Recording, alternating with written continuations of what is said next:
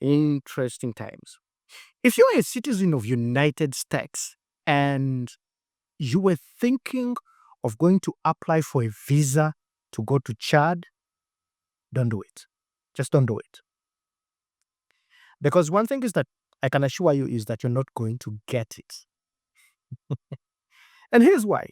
So I always think that the world reset on the 21st of January when President Trump became president.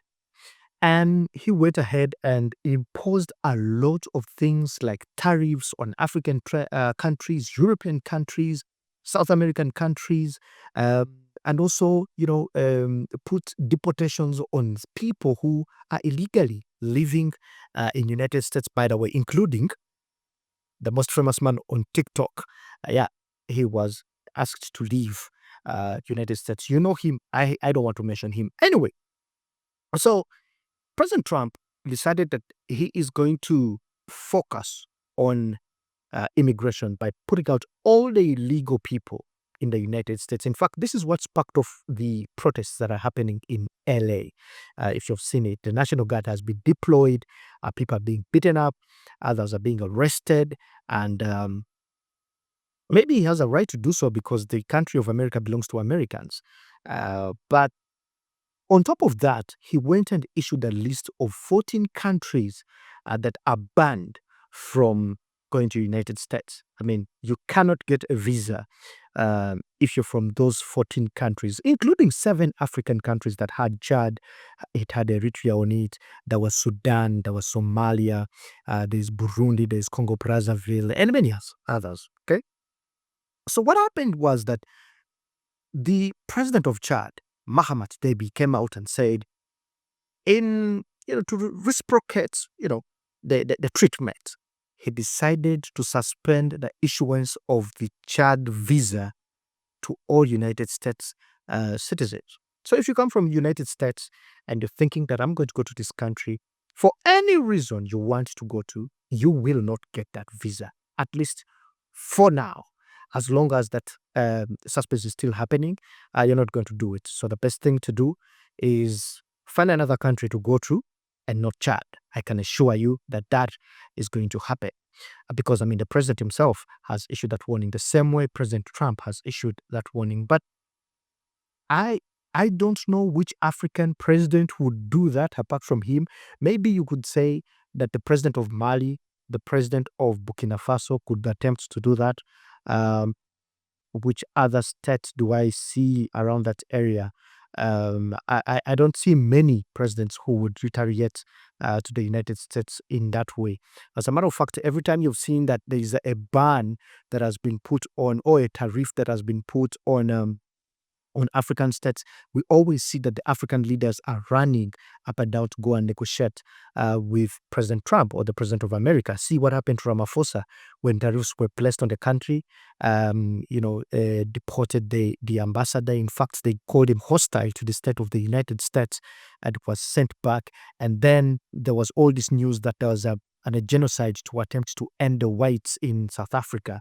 And President Ramaphosa, with his delegates, went to United States to go and have trade conversations with the President Trump. Now, what came out of there, we don't know much. Sometimes conversations within just the Oval Office. But what we know is that President Ramaphosa walked into a trap. That's what I believe.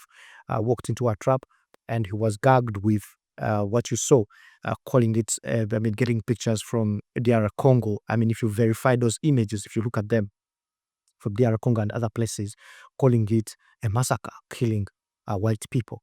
But here he is. I mean, he put a ban on the others. The other countries have not responded. And the reason why he actually banned these countries is that these countries, it's not safe. He doesn't trust the people who come from those countries. That is number one. And if you look at the insecurity and instability in those countries, maybe he's right, maybe he's not. And when you also look at the other reasons, that most of the people who come from these countries, when they go to United States, they just never leave. They are the ones who are immigrants there. But we can also understand what's happening at their places. In fact, Somalia is not a very stable country you would want to be in. West Africa, with the exception of Nigeria, Ghana, and the others, you see what is happening. There are coups after coups. Sudan, the situation is not, it's not appealing. So denying people who are actually going through a war in Sudan, and granting white Afrikaners from South Africa asylum just doesn't make sense. There's no genocide in South Africa, as you all know. As Africans, we know these things. You've never heard of any story that there's a genocide against white, but you hear of people being internally displaced, killed in Sudan, killed in Somalia, killed in West Africa because of the insurgencies that are happening there. And you choose to put a ban on such countries that ideally would be needing help. Countries like Libya.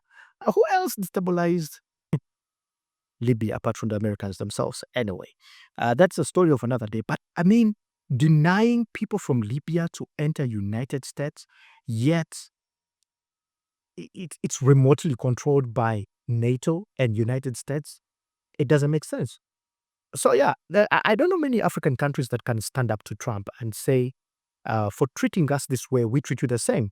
I've seen that in Burkina Faso, Mali, where they told the French to leave because they feel it's been unfair for them to be heading their currencies and a couple of things that are already, even the security they have in their army in these countries. They felt it very unfair. They said, look, we can take matters on our own and push them out, and now in bed with the Russians. So it's one of the, I don't see many. I don't see the president of Eritrea coming out to say, because of this ban on our people, we deny any United States member a visa to come. Because most African countries, if you look at it, they have been working with the United States in many ways, including debt. Giving them some money, running other programs. You saw what happened through USAID and other missions that happened between USA and these countries. So it looks like it's a one-way command where we give you, and you're not allowed to come. That's what happens. But you also have to pay our debt. That happens. So it's an interesting thing that the president of Chad did, and I'm just waiting to see what America is going to do to that ban. Is it going to stop the ban on Chad? Because we saw this on South Sudan, by the way. South Sudan had, America had someone deported to South Sudan, but it was a wrong country. Literally getting some guy and taking him to a wrong country and call it a deportation. And South Sudan said, no, we cannot accept this person because he is not even a citizen of South Sudan. And in retaliation, America had put a ban and said, okay, we deny all South Sudanese visas who want to come to America. And they had suspended issuing them visas. And somehow they had a conversation and that was gone. But that is President Mahamat Déby of Chad. That's what he did. My name is Darren, and I love to talk about current affairs, the African continent. I'll see you in another one.